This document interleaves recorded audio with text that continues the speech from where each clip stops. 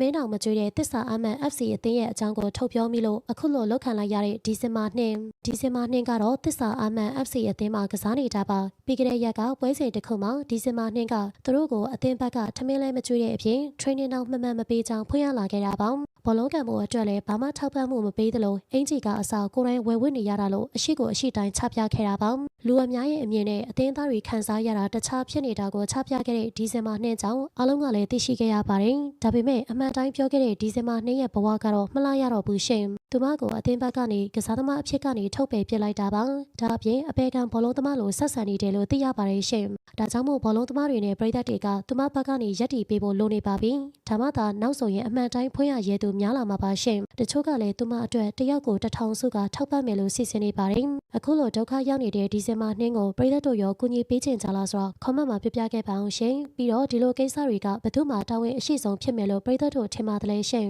အားလုံးကိုကျေးဇူးတင်ပါတယ်နေ့ရက်တိုင်းအတွက်ပျော်ရွှင်ပါစေ